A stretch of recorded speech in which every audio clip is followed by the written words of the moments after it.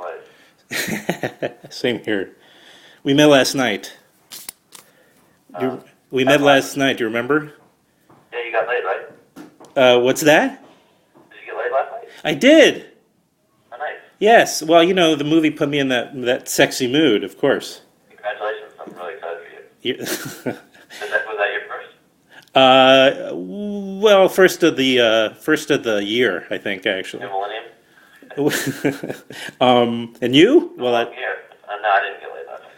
No. this is But for. I had a good time. I had a good time presenting the movie, the major motion picture, The Sitter, to an audience in Brooklyn. I That's like going to that theater. BAM's a really cool venue, and yes. it's fun that they let me put a bunch of movies that I like up this week, and so people can go watch stuff like Risky Business and Uncle Buck. You guys want to see that, right? Absolutely, as well as several others from like After Hours and what else have we got up there? You know, people want to go see After Hours and something wild, but I'm saying Yeah. there's not a whole lot of appreciation these days. There's going to be a renewed appreciation for Adventures in Babysitting and Uncle Buck. See, So those are what do they call them? I don't know, wild dogs of cinema. oh, I see. So there's sort of a right now. Wild Hogs of cinema, in honor of the movie Wild Hogs, which I was going to play, but I didn't have an extra slot in the program for that. Travolta. Yes, of course. I know the film. Seth Green, I believe. Yeah, it's good. I'll, Old Dogs. Old Dogs is a movie they tried to make kind of like Wild Hogs. oh, wait a minute. So that's right. There's Wild Hogs and there's Old Dogs. Old Dogs is a Robin Williams one. I remember that. Yeah. That's Wild Hogs, but Wild Hogs was a big hit. But they share. Do they both share John Travolta? Yeah, they both share Johnny T. So I noticed you did Johnny T, and I noticed you did not have any of the Look Who's Talking films in your among your choices. No, although I do like Look Who's Talking 2, any movie that's a TOO sequel. Yeah. Like The Jerk 2, I like Look Who's Talking 2, Mannequin 2, On the Move. Mm-hmm. When it's not just a number 2, but it's a TOO follow-up to a masterpiece, and I'm kind of intrigued by it. So, but I wasn't as big a fan of the original Look Who's Talking as much as I was the second. I didn't even see Look Who's Talking Now, because I think that one had animals. Yeah, dogs. I'm probably going to exploit animals Yeah. against my greater ethics. Mm-hmm. So you kind of took some obviously from those films the cute child sort of component and decided to just sort of run with it, right, where those types of old kind of cliche ideas and stick them in a kind of a new very sort of fresh sort of approach to the old formula in a way. Well, that's my hope, because there's a lot of movies about an unlikely caretaker for kids, right? For daddy daycare, yeah, or it's a subgenre. I think there was the sequel to Daddy Daycare was that the one with Cuba Gooding Jr., right? Which one? There was one. I think it was a sequel to Daddy Daycare. Did they do a sequel to that? There's something that Fred Savage directed that starred Cuba Gooding Jr. That was a sequel to an Eddie Murphy movie. Yeah, right. There's okay. I didn't remember that, but yeah, it's true. I believe that was part of the Daddy Daycare franchise, but or The Pacifier, Vin Diesel. There's a lot of family movies with kids and unlikely caretakers, and I wanted to make a movie that was a family movie that you weren't allowed to take kids to see. Right, and there's also the casting against type as well. It's not just, let's say, the Jack Black babysitter type or the person who's in front of who's in charge of the kids, but there's also the casting like getting someone who like a Arnold Schwarzenegger or The Rock or somebody like that and put them in those kinds of roles. Yeah, although if you reference the School of Rock, I actually thought that was a really successful, well-cast movie. I thought they did a really good job with that one. Oh yeah. I was thinking more like babysitting, but you're right. That's sort of like babysitting. It's a variation. Like caretaker. Kindergarten Cop is the same thing. It's just like, guess who gets to deal with the kids on this one? Yeah. And so the way Jonah always says it, which I think is really good, is he's like, you've seen a lot of movies about the guy that you don't want to have babysit your kids, but this is a movie about the guy you really don't want to have babysit your kids. Well, it's funny because actually the kids were worse than the babysitter. I mean, in a lot of ways, but it's a matter of, it's kind of two camps of characters that are meeting a very aggressive playground, and all of a sudden they start to kind of influence each other's lives, and then butter everybody up for the heartwarming finale. By the end, it was as though Daniel Stern, Joe Pesci, and Macaulay Culkin all came together. Oh my God, yeah. The Home Alone was actually the movie that we looked at for this movie. It was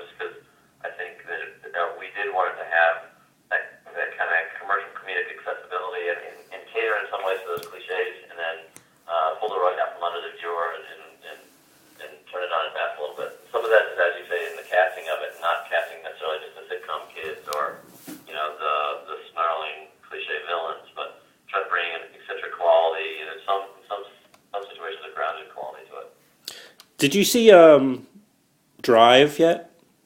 Right? Best movie of the year, yeah. So, because it also kind of referenced those like Michael Mann '80s films, like Oh, the Manhunter. lipstick font was amazing at the beginning of that movie. I Yeah. know, and Lots, with lots of this, ID or something. Yeah. and with mixed with the synthesizer, it was just like watching Manhunter or something like that again. It was. That's the first soundtrack I've bought in like 10 years. Is it really? Amazing. Yeah. Yeah, it was really awesome. It Well, was. I'm not sure. No, that's not true. I bought Tron 2. Tron 2 was a good soundtrack. Which one? Tron 2? Yeah. Yeah. And speaking of Jeff Bridges, 8 Million Ways to Die is another sort of that time. Sure. They did a Hal Ashby retro there at BAM. Your sort of New York home, away from home, if you will.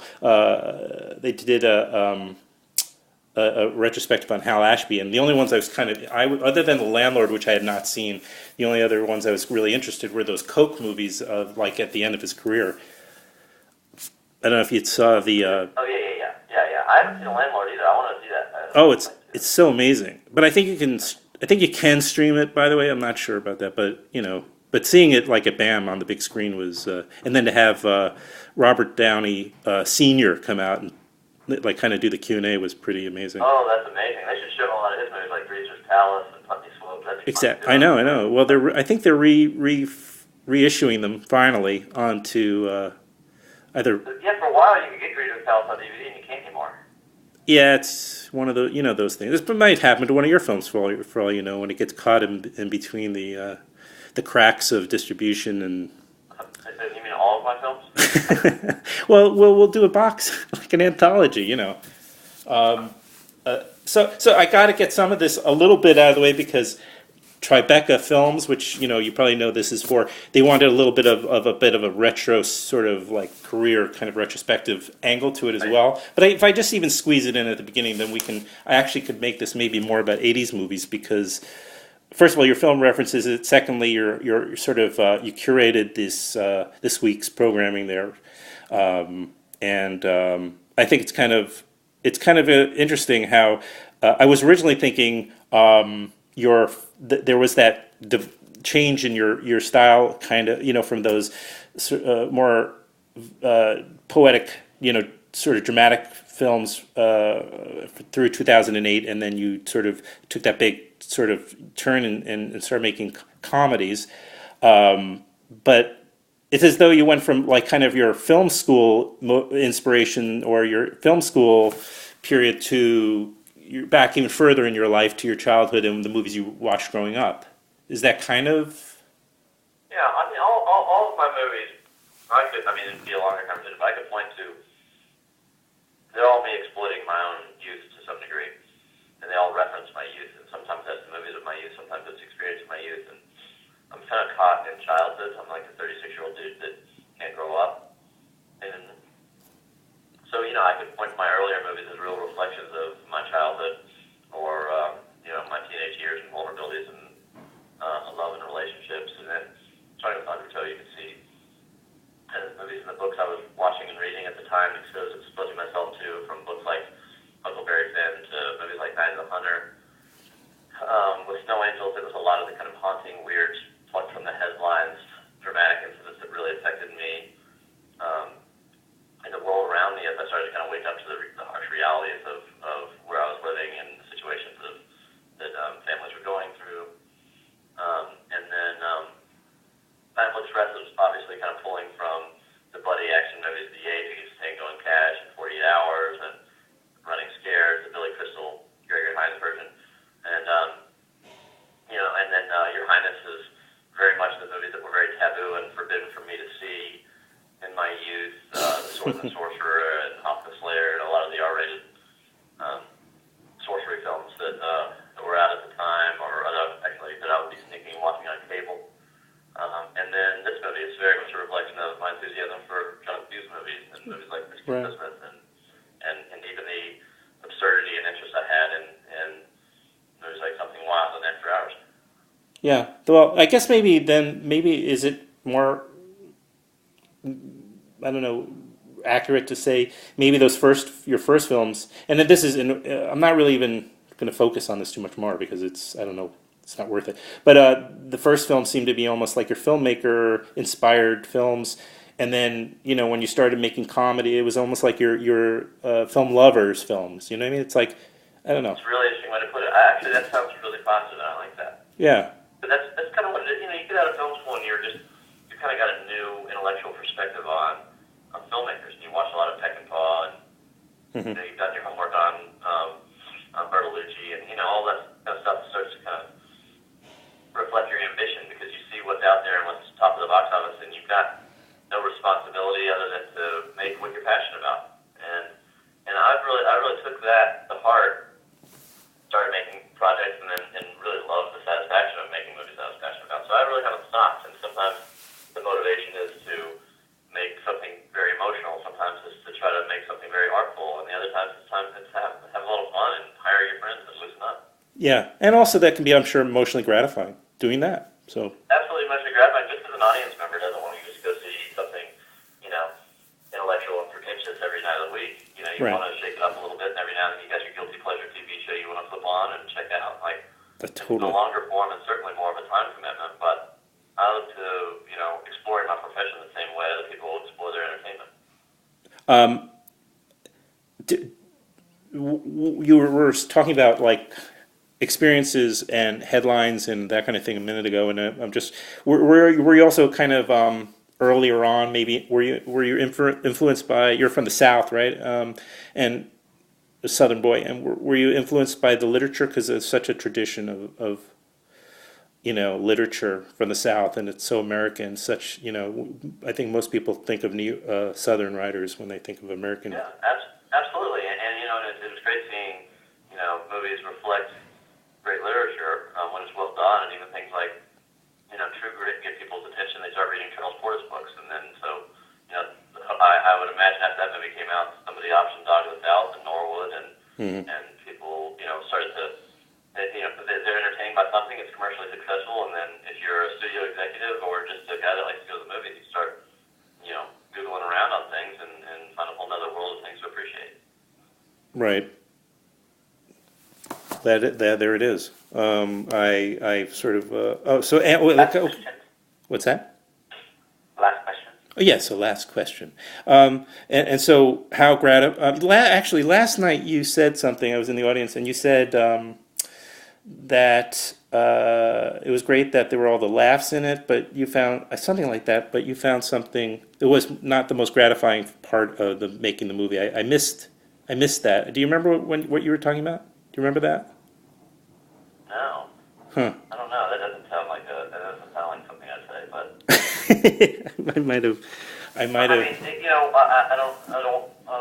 could probably take that notion of words and try to come up with something. No. There's no need to do that. But I should get a last question in regardless, and so. Get one more shot. Well, what I have no idea. Let's do a wild. Well, I can't. You could have another question after, but just like I was probably talking about how it was accumulation of making a movie that didn't necessarily rely just on jokes, but wanted to make sure that there was texture to it in the performance of the kids and voices of the actors and characters that had, they could get very absurd and eccentric, but there was also something emotional and grounding about it. So we could make it a movie that doesn't just lean on right. the laugh track or the audience response in terms of any sort of thermometer of laugh, but you could have emotional satisfaction as well, and you could have scenes of tenderness and drama and connection between characters and things that are equally as valuable as entertainment. Great, yeah. Of course, that would be obviously the every film, if it should be follow that, would be fantastic. And how was the experience of filming so fast and furiously? Not the film, but the style. How was that for you? Is that something you'd want to do like again soon? Because this was done. Seriously? What's that? You didn't really film that fast and furiously. There was limited hours with the kids. Oh, that's true. You did mention that. We'd get cut off because you'd run out of time with the kids in their short work days. But actually, this was like the first time that a movie was really comfortable, and there was the appropriate amount of money, and we had a great crew, and there was literally no conflicts on set. Nobody was pulling each other's hair out. It was like a good time, and I can only hope that the enjoyment that we all had connecting with